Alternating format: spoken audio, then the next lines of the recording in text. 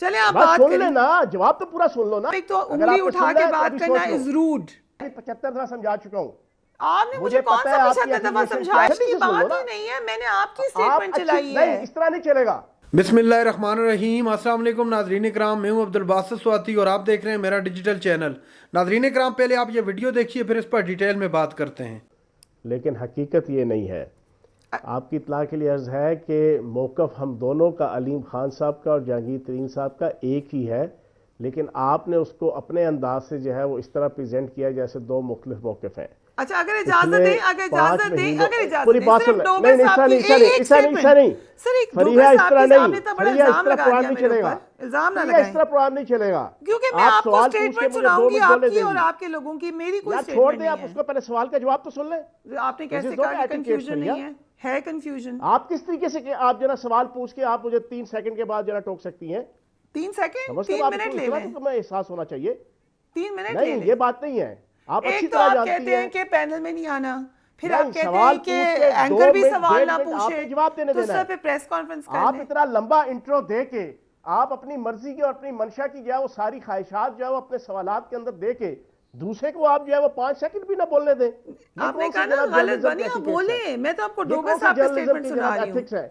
चले आप बात सुन करें लेना, जवाब तो पूरा सुन लो ना। लेकिन फिर इल्जाम नहीं लगाना, इल्जाम नहीं लगाना। इस स्टेटमेंट पे बताएं, मुझे नहीं कहना कि मेरी ख्वाहिश है। अपने खिलाफ अगर कोई चीज जाती है अपनी ख्वाहिश के खिलाफ, तो आप 4 सेकंड के अंदर इरिटेट होकर क्वेश्चन पे आ जाओ। नहीं, ख्वाहिश की बात ही नहीं है, मैंने आपकी स्टेटमेंट चलाई है। नहीं, इस तरह नहीं चलेगा। प्रोग्राम होगा, आप सवाल पूछोगी, जितना मर्जी सख्त सवाल पूछो। आपने अभी कितना सख्त किस्म का इंट्रो दिया, मैंने खामोशी से सुना, लेकिन जवाब 2 से 2.5 मिनट का मेरा राइट है। ठीक है, चले आप जवाब दें, लेकिन ये ना कहें कि मेरी ख्वाहिश है, क्योंकि ये मेरी स्टेटमेंट नहीं है फयाज भाई, आपकी स्टेटमेंट है, आपके लीडर्स की स्टेटमेंट है। मैं भी उतना ही मीडिया के अंदर जनाब सारी चीजों को समझता हूं जितना आप समझती हैं। नहीं, आप मुझसे बहुत ज्यादा समझते हैं भाई, मैं तो नहीं समझती, आप मुझसे बहुत ज्यादा समझते हैं। नहीं, दिस इज नॉट एटिकेट्स।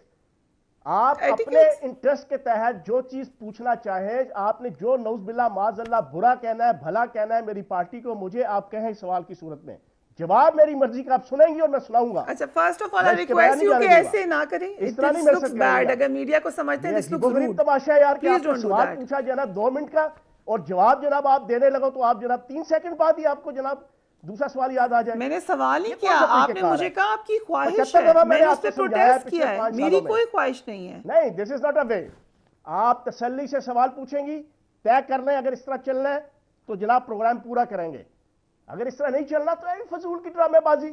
एक बात आज पता चल गई फयाज साहब कि आप के ऊपर, मेरे ऊपर सारों पे करके जब जवाब सुनने की बारी आए तो जनाब आपके अंदर हिम्मत नहीं। आपने मुझे कहा ना, मैंने आपको तो कुछ नहीं कहा। माय क्वेश्चन वाज कि आपने मुझे क्यों कहा कि आपकी ख्वाहिश है? पूछ के ये डर्टी पॉलिटिक्स जर्नलिज्म की होती है कि आप सवाल पूछ के देखा अगेन अभी वो तमहीद बांधे तो आप उसको टोकना शुरू कर दो।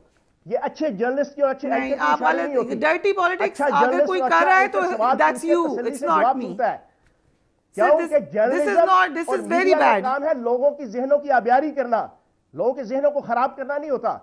और ज़हनों की आबियारी उस वक्त तक नहीं होती जब तक सवाल का जवाब पूरे तरीके से ना सुना जाए। फयाज साहब, एक तो उंगली उठा के बात करना इज रूड।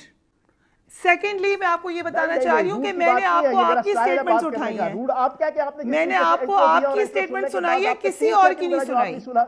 अपनी आवाज सुन के आपको बुरा लग रहा है तो मैं क्या कर सकती हूँ? कि मैंने अभी सवाल का जवाब देना शुरू किया तो आपको चले, आपने 6 मिनट तो सिर्फ मेरे ऊपर लड़ाई करने में डाले हैं, अब आप लगा ले 3 मिनट और 9 मिनट हो जाएंगे। 75 दफा समझा चुका हूँ।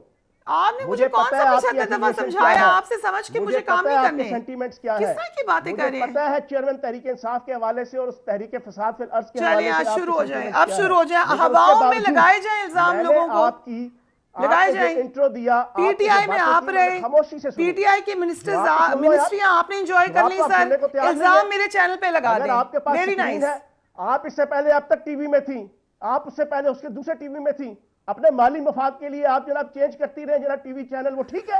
उफ अल्लाह फयाज साहब, you have totally, I think आप पानी पिए। अब उफ अल्लाह, मेरा जॉब है, मैं चैनल्स में जॉब करती हूँ भाई, मेरी तो नौकरी है। आप क्या नौकरी के लिए करते हैं? यहाँ पर जनाब अपना एक फरीजा सर अंजाम दे रहे हैं। क्या बात कर रहे हैं आप? नौज़बिल्लाह माज़अल्लाह, पार्टी कोई मजहब है? पार्टी मजहब है आपको, ये मुझे ये बताओ। मैंने आपको पार्टी छोड़ने पे बिल्कुल भी कुछ नहीं कहा, आप दोबारा छोड़ दें। Who said that?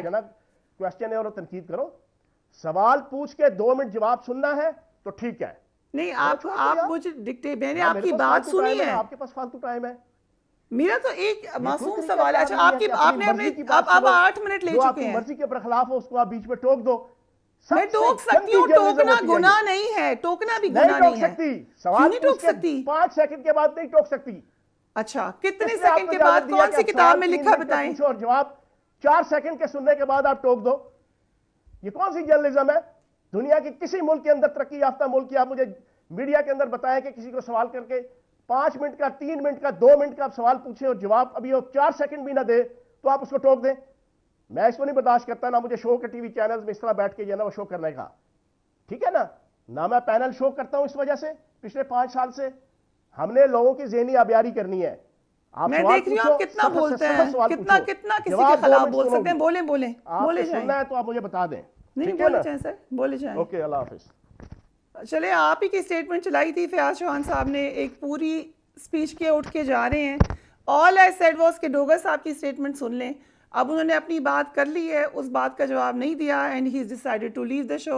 नाज़रीन कराम, आपने वीडियो देखी। फ्री अदरीस साहिबा के प्रोग्राम में फ़याज़ुल हसन चौहान साहब तशरीफ़ फरमा थे। क्वेश्चन किया गया एक पार्टी से, इस्तेकाम पाकिस्तान पार्टी, कि क्या उसमें से एक और पार्टी निकलने वाली है। चूँकि अलीम खान और जहांगीर तरीन खान साहब के दरमियान जो इख्तलाफ सामने आ रहे हैं, उस हवाले से सवाल किया गया जो फ़याज़ुल हसन चौहान साहब को काफ़ी बुरा फील हुआ, खत्ता के वो शो से उठकर चले गए। आपने देखा वीडियो के अंदर। नाज़रीन कराम, इसके अलावा कोई भी सवाल इनसे किया जाए, माजी के अंदर तहरीक इंसाफ में थे, वहाँ की मिनिस्ट्री एंजॉय की इन्होंने। उसके बाद जब इमरान खान को छोड़ो तो इमरान खान पर तीरों के नश्तर। अब जब कोई सवाल करता है, कोई तल्ख सवाल होता है, मीडिया पर्सन कोई भी हो, वो सवाल करते हैं तो बुरा मान जाते हैं।